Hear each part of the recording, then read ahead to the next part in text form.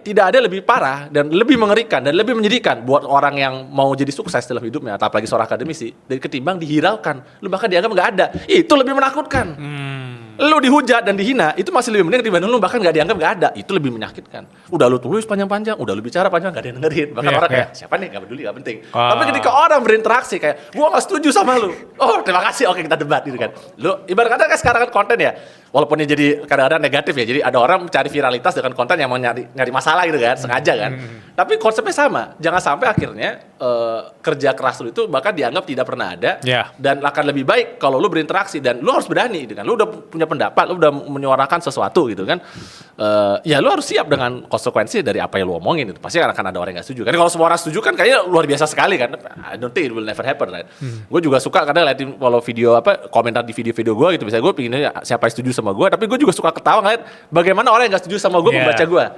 Relate ya. Ya itu ya kan. Gue seneng ya, apa nih, kenapa nih orang ini kesel sama gue. Terus paling gue enggak. Tapi gue jarang nanggepin atau bahkan gak pernah nanggepin gitu ya. Kecuali maksudnya ini bisa jadi satu pelajaran yang baik ya. Tapi in general gue cuma baca suka ketawa aja kayak anjir nih orang-orang nih lucu-lucu juga ya netizen budiman ini kan. Tapi again for me that's still better ketimbang ya kita bikin konten atau kita bikin pendapat, kita bikin posisi hukum, kita bikin pekerjaan dan kemudian orang simply dismiss karena ya nggak penting si Pram apa nih nggak penting udah lewatin aja gitu.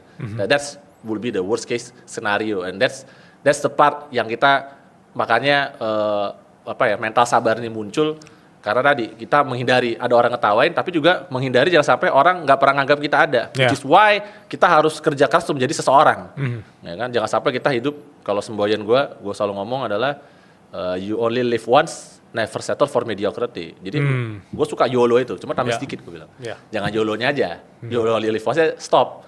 Tambah lagi sedikit, never settle for mediocrity. Jangan sampai nanti lu lihat nisan lu gitu kan. Kalau misalnya lu gagal mencapai keabadian, lu lihat di situ cuma tulisan ya ini Pram, udah gitu doang, nggak jelas siapa.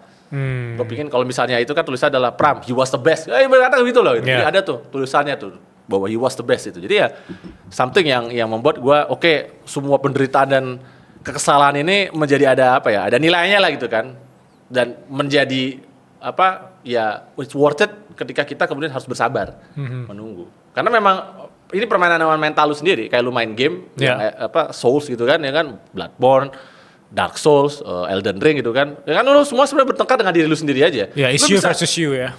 Lu bisa selalu memilih untuk ya udah lu stop aja main ya kan, tapi kemudian lu memilih menyiksa diri lu sendiri sampai akhirnya lu menang gitu kan. Gue platinum Elden Ring gitu kan.